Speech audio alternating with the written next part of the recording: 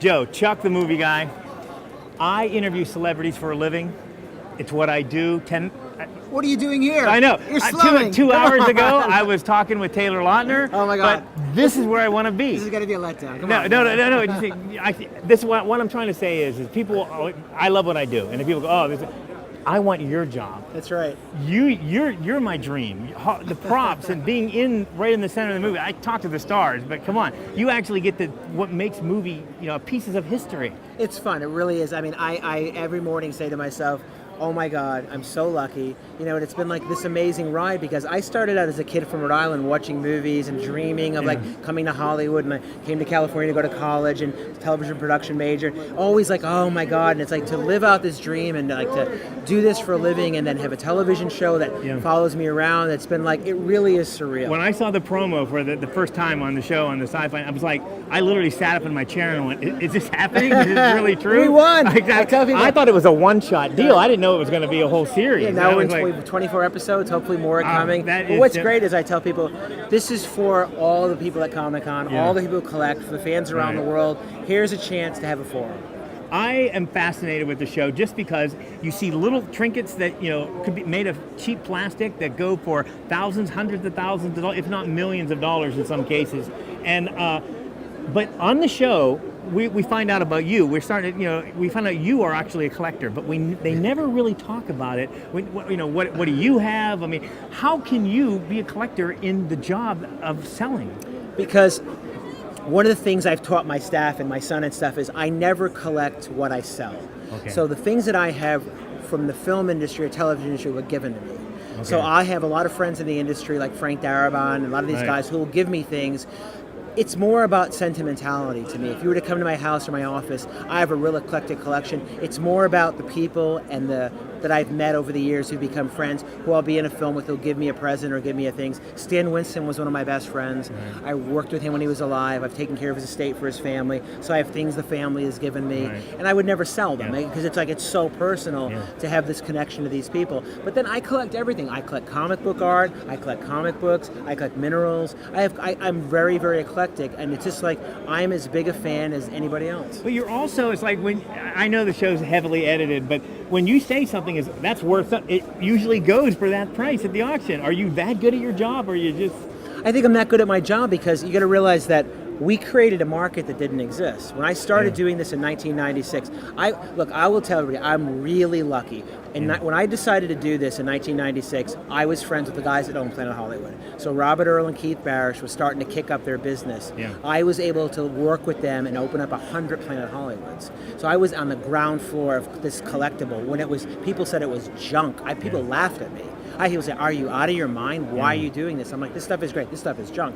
And then over the years, Planet Hollywood, and I give them all the credit, popularized memorabilia in the restaurant, and people started to be like, oh my God. I only went there to see what was in the lobby. And suddenly you're like, that'd be cool to own. Yeah. So I knew the light bulb would eventually go off. So we were a big supplier of Planet Hollywoods. And then I just started having my auctions. So we started in 96 having the auctions. I started my company in 85. But we're the longest running house that it's consecutively had memorabilia auctions. And now it's a whole different thing. We just had the Debbie Reynolds auction. $23 million. Unbelievable. Yeah, unbelievable. It's like, it really is I tried to buy a catalog, it was sold out. Yeah, that was wild because, we had no idea what to expect. I did Lost for ABC, and I worked with them, and I was on set all of season 6, and we sold the assets from all 6 seasons, and that was really popular. So I kind of gauged Debbie as a smaller version of that. Yeah. She blew it away because we sold 3 times as many Debbie Reynolds catalogs. Before my auction, the catalogs were selling for $700 on eBay. They were $30, but it was one of those phenomenons where people wanted a piece of it. But it's great for me because finally people are realizing these things are important. They're cultural artifacts. I used to go on sets. My friends, some actors and so forth, like yourself, have friends, and I would be like, I remember when Melrose Place was giving the bottled water at the pool, and I'm thinking, my eyes lit up, and I'm like. Every time I'm on set, I'm like, that's a pencil. Well, that pencil was held by you in this episode, so now it's worth something. And have you ever come across a situation where people they think it's junk? Oh, well, that piece of paper, it was screen used. Do you have to explain to people? It usually is the celebrity who'll call me up and say, they have one thing they want to consign, and I'm like, It's no good. I'm like, what else do you have? I have nothing else. Nichelle Nichols called me, Uhura. Yeah. She had one thing, and I'm like, it really isn't valuable. I said, you have nothing from Star Trek? She goes, I have nothing. So I went over to her house to get this one piece, and I'm like going through everything. She really had nothing. I was surprised. And, you know, we're saying goodbye. We're in the garage, and I'm like, Nichelle, last chance. Do you have anything? She goes, I have scripts someplace. And I'm like, okay, well, let's find those. So we started pulling out boxes. She had every episode of the original series, every film, her scripts. Yeah. So we got $46,000 for them. But getting her to even realize she had them in the garage, pulling them out of the boxes, because to her they were junk. She's like, somebody wants my scripts. I said, the original series? You have Uhura's scripts, a complete run? Come on, the first interracial kiss on television, you and her. And I'm sure there was notes on them. Yeah, everything. And she signed every one. But that's what it's really become about, finding these things that people don't necessarily know they have. And Profiles in History does a lot of charity work. I mean, I always see people more willing to give up things if it's for a good cause, I'm assuming. You know what? I've been very successful. And, you know, I looked at my life, you know, 5 or 6 years ago and realized that I'm in a situation that's very unique, and I want to help now. It's not about making the money anymore. I have a very comfortable life. I want to do as much as I can in the rest of my life to give back. I mean, it really is. Some people say, I really mean it. Whatever I can do to help. We raised $100,000 for tsunami victims in Japan. You know, we're doing things for Team Fox. I just think it's important because I'm in a situation where at least I have a voice. And at least I have 1.5 million fans that watch the show. So it's like, hey, you know what? We can do something to help. Even if you can't do anything, give a wish. If you can't, $1, whatever it is, you know. And I just think it's important. I think especially in today's society, so people don't get discouraged. People are out of work. People are suffering. And it's like, look, I want to do whatever I can to help. Yeah. That's all I can say. And people are watching this right now going, isn't that the DeLorean from Back to the Future 3? That is the car. And we are here for charity. Yesterday I paid $20, sat down in the car. You're a good man. Thank you. I got my picture taken, and I was I bought a DeLorean about 15 years ago, maybe 20 years ago, just because it was in Back to the Future. It's the best. Until it started, you know, I had problems. It had problems with it, but I had to get rid of kind it of when the transmission dropped. Yeah, it's not very fast. Well, it actually is not bad if people would drive them, but they just sit so long. They only go 70 miles an hour. Exactly, I know, and that's my first thing I sat down and go, why doesn't this speedometer go up to 88 miles per hour? It doesn't. You can't. You know? And that was this car did not go Back to the Future. Yeah. That was a digital effect. The photographer said to tweak the speedometer and add some more horsepower to it. No, we're doing for charity. You actually got the car. I don't know how you talked the guy into bringing the car into public and allowing people to sit into it. You know something? It was amazing because whenever you get around Michael J. Fox and you realize his situation, like Christopher Reeves, when you realize who these guys were and what battles they're fighting and they're trying to help people, everybody says yes. So the idea was, in season 2 of my show, we met Desi DeSantos, we saw the car. What you didn't see on the show was in the day in that garage, he did agree to let me sell it. But because we didn't show that on the show, we didn't close it out that season. You didn't see that. So in the next season, you'll get to see the continuation of the story. So we are selling the car. Yeah. We're selling it in December, and it's $400,000 to $600,000. Which is, come on, this is $1 million car. Easily. But the great part about it is, Desi and I are walking up this morning. He says to me, he goes, I want to give money to Michael J. Fox's foundation because he let us bring the car here today. Right. And it's $20 to get your photo taken. But you're one of 1,000 people in the world who's ever sat in the car. It'll never happen again. All the money goes to Team Fox. Yeah. But Desi's like, you know what? I'm going to give a portion of the proceeds when the car sells to Team Fox. And then, Claudia came, Jeffrey came, Billy Zane is coming. They loaned us all of their memento. So I donated all the booth, all my staff. I mean, this booth is like $50,000 between the rent and the staff and the security, and we're doing it all to help Michael J. Fox. Yeah. Now, you have a relationship on the show with your employees that kind of makes me on edge sometimes because you put some pressure on them. I love it. It's like I actually see in their eyes, like they're worried, like they're not going to meet the quota that you set for them. Is that for the cameras or is No, it's real life. No? I mean, Brian's here, he works with me, he'll tell you that I'm not an asshole. I don't know if we can say that. You can say anything you want. I'm not an asshole, but I learned from my dad, you got to go to work. I mean, if you want to be successful, you got to work. A lot of it is luck, but you got to work. And I have a real work ethic. It's like, look, there's time to play, there's time to work. It's serious. This is serious stuff. We have a responsibility, at least I do, to my own self that, look, you're here, I want you to produce. If you want this job so bad, I mean, there are thousands of people who want to work for me. You guys are here. And you're on a TV show. Come on. Now, I'm not asking for the world. You brought in a new guy on the show, props guy, Jesse. Right. He hasn't produced yet. No, he's a newbie. Jesse's in his 20s. You know, he called Is me he up on the there. chopping block? He called me up there. He goes, "I'm coming out of Comic-Con." I'm like, "You're not a real team member yet. You got to earn your stripes." But it's like, no, he's learning. Yeah. We're going to introduce more characters to the show because we need the diversity. I want people to learn about.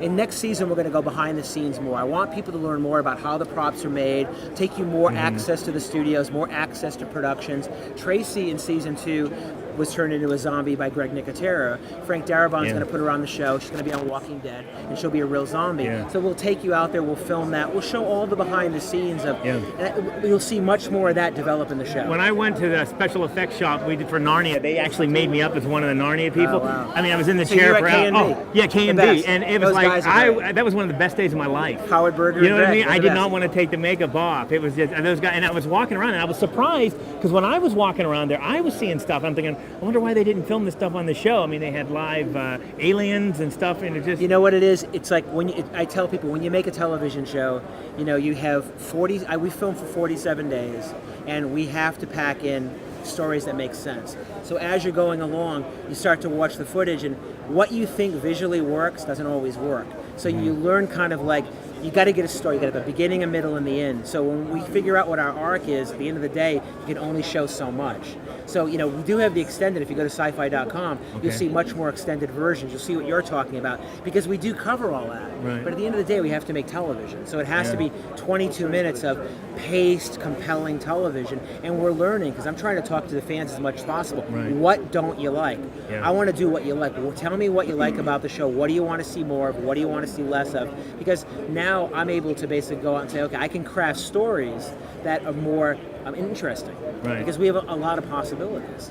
Now, one of the things about the show that I like, but like I said, is the interaction between the people and going. When you bring on the celebrities, sometime when you go to their house, is it like when you're talking to somebody that's like they didn't make money back then in the old days, but with the stuff they have, it's the gold. Do you almost feel? I hate using the word vulture, but I mean, come on. When you walk into one of these people's house and you see something, is there some? Are you dripping a little bit, or you? Well, you know, you do play up to the camera. It is television. You know, and, you know, we are very respectful of people saying no. But look, my job is if you're inviting me to your house, unless you're inviting me over for a beer, you know what I do for a living. Yeah. So if you're coming, okay, look at my stuff. Obviously, I'm going to say, do you want to sell that? Do you want to sell that? Because you do appraisals. That's one of the big part of your. It's in my nature. Yeah. I have to ask, right? So it's like if you say no, I'm not going to like, come on, you know. It's like, but people sometimes need to hear like a guy will say to me, well, it's my grandfather's. I'm like, it's worth $50,000. I'll sell it.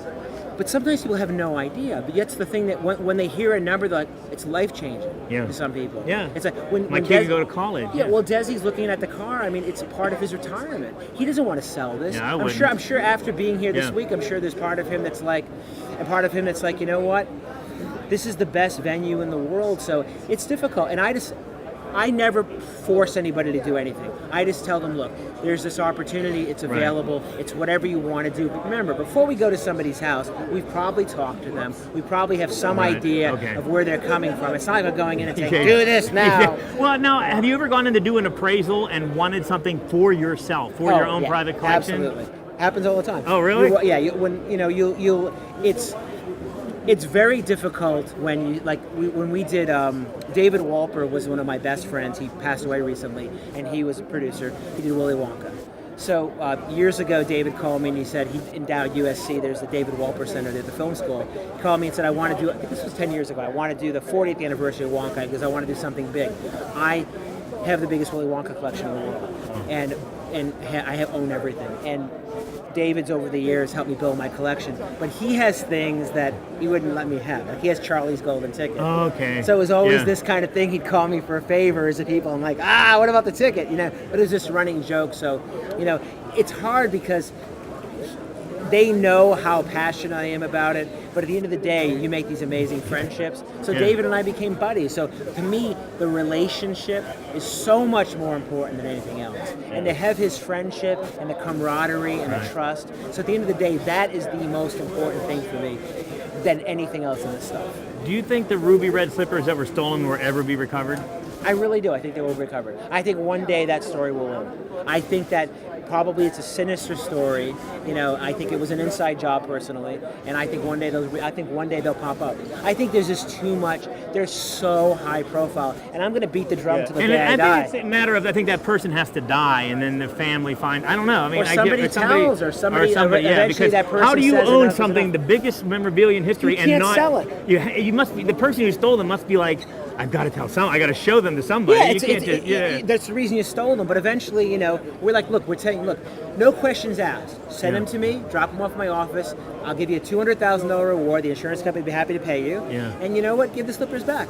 Yeah. But it's like, but that's the thing that we want to do on the show more of is go out. Because people, a lady said to me today, where are the ruby slippers? I'm like, they were stolen. She goes, no, they weren't. They're Smithsonian. I said, there are 5 pairs. Yeah. People don't know the stories, you know. Right. So that's what we try to tell. My favorite part is finding out the story, finding about little things. There's, you say, oh, I know this. There's only 6 of these, and because I know being on movie sets that there's no just thing as one prop. No, nothing. Anybody says there's one, they're crazy. Yeah. But last season, I went into the network and said, look, I want to do this Disney letter, and they're like, letter? It's not very attractive. It's 2-dimensional. I'm like, I have to do this. Like, okay, if I really insist, they'll be like, because they'll know there's going to be something with the story. I'm like, if the letter was Walt Disney writing to his best friend of iWork saying, I'm in California, I'm not coming back. Disney's been bankrupt. He's been a failure to this point. He's not been successful. He's setting up this new company because the other company's in bankrupt. He's got this job with this company in New York, the Winklers. He's doing the first Alice in Wonderlands. And he's writing of iWork saying, I need an animator. You're the best animator in the world. And he came to California and Ub created Mickey Mouse, not Walt Disney. People are like, really? If Ub had said no to that letter and stayed in Kansas, would there have even been a Disney? Yeah. Who knows? If Ub said no, there wouldn't have been Mickey Mouse. And it's just a piece of paper with ink on it. Yeah. You know what I mean? But it's like, the letter that changed history. Yeah. And I think, those are the stories I want to tell. What movie have you never seen a prop from that really surprises you? I mean, is there such a thing? I mean, is there? Well, Metropolis, there's never been anything.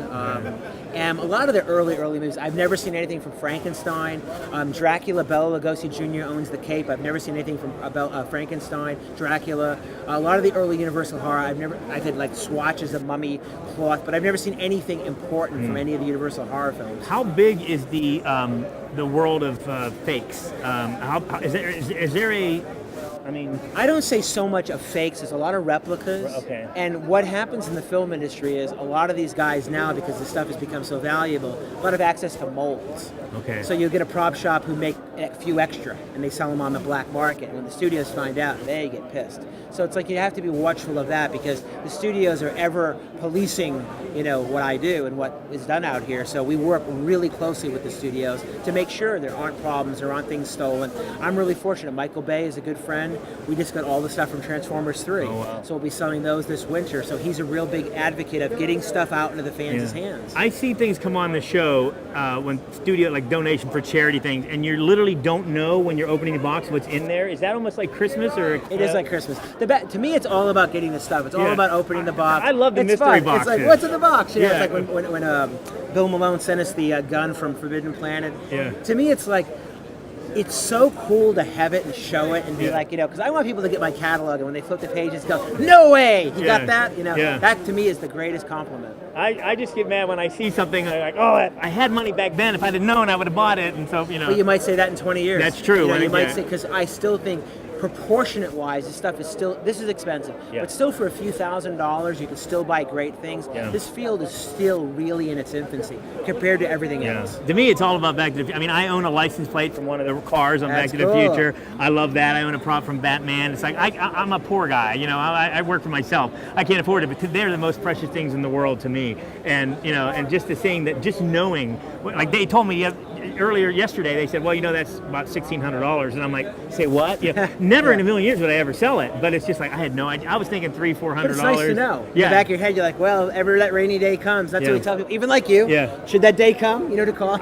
I did a set visit for Team America World Police. And there was so many, the puppets. I would have died. I mean, the entire, this warehouse as big as this, and they were filming, and I was thinking, I always said, one day I want to own one of these puppets. The stop motions are great. My favorite thing. Something like that though, there are literally hundreds of little. The few have come out. The studio has them all. Really, they just hold on to them. Well, because of what they're made out of, the armatures, they can be reused for other productions. The armatures are really expensive to mill and stuff. So that's probably the most expensive form of movie making, is when you actually make armatures like Nightmare Before Christmas or Corpse Bride. That's super expensive. Now, we saw the Everlasting Gobstopper. That was a tiny. Is that the smallest thing you've ever sold? Made out of styrofoam. It's like a pool. And it went for Is there anything smaller than that ever been prop wise? I mean, smaller than that. I don't know. I would say size wise for the amount of money for sure. But I don't know about small. That would be an interesting question. I actually watched the show on an emotional level when you had the Chitty Chitty Bang Bang car up on the auction, and for the first time in the show's history, it didn't sell. I wanted to cry. I was like, and I was just like, how can this not sell? And I'm thinking, not just for me, for the guy who wanted to sell it and all the promotion he did I for flew it. these people in from England. It was a lot of pressure, and it's like they're filming like this is really happening. But you saved the day, though. But it was a miracle. Yeah. It was just one of the things where it was just like I think it was meant to be, and none of that was all real. That was actually how it unfolded. I'm running. We're on the phones. We're talking to the clients, and then we had the one person make the offer. Yeah. The Pitkins were there from England. They decided to sell. It was like one of those things where it was like, thank God. Syfy Channel. Most people would probably think not the ideal place or start, but it is one of my favorite networks. Thank you. It really, I think you guys putting that show on there is going to be the network's getting bigger. Your show's getting bigger. It's growing. It's growing. I think I wish we had. I look at these shows. And Storage Wars, I love. Yeah. I love the people. There was 2 episodes on last night. I didn't get to see it yet. And I know them, and it's just like, but they kill us in the ratings. They promote those shows to death. Syfy is a more scripted network. I think it just takes time. We're building. We get about 1.2 million people that watch the show. It's good for cable, and I'm just hoping we can build the audience bigger. Have you ever gotten anything from the Storage Wars guys? Have they ever come across anything? I always wonder when I'm watching that. I know they're in production. Next time they're in production, I know the guys that do it. So I said, don't tell them. I just want to show, because anybody can go. Right. So I just want to go and show up and be as me. Oh, that'd be awesome. I'm buying something. I know exactly. When I see some of these storage lockers go for $300 or $100, I'm just like, I would be out there all the time doing it. But I guess it's TV. You don't know how much they actually go there without. I'm sure they buy a lot before you get anything good. I'm sure you buy 20. But I'm surprised you're not in that business. You know what? Between having a real company and doing this, I have no time. You would think you would hire an intern to go out and to be the competitor on the storage work, just because you never. Another person only in LA area, especially in the LA area with lockers. Another and so person forth. would have to answer their phone calls. No, there's no time. I mean, literally, we shoot the show. It's 47 shoot days. I'm on every shot, every location, and we edit it. It's a plus running a company. I'm maxed. What is the best way for somebody with memorabilia to get it to you or get in contact with Profiles in History? All you have to do is call the company. The girls will tell you to email us the information. It's info@profilesinhistory.com. I read every single email. It might take a week, it might take a month, but I see everything. So every couple days, Seth, who works for me, prints out all the offerings. They come on my desk. I go through, I make piles. Yes, no's. If it's a no, we'll send you an email and say thank you. If it's a yes, we'll call you up. We can't sell everything. Yeah. We'd love to, but a lot of the things people offer us aren't even in our field. Yeah. They're records or toys, or it's like we try to respond to everybody, but we get thousands of submissions. So if you have something good, believe me, I will be knocking at your door. Okay. And anything coming up that we should know about for the a new season coming up? I mean, hopefully a lot of surprises. I'm hoping we go overseas more. I mean, I just think I think it'll be a better season and a lot more. I just think it'll be a lot of surprises. I can't say, but I think it'll be a lot of surprises. I think you figured out that I'm a huge fan and I love your job. Thank you so much. Thank you. All right.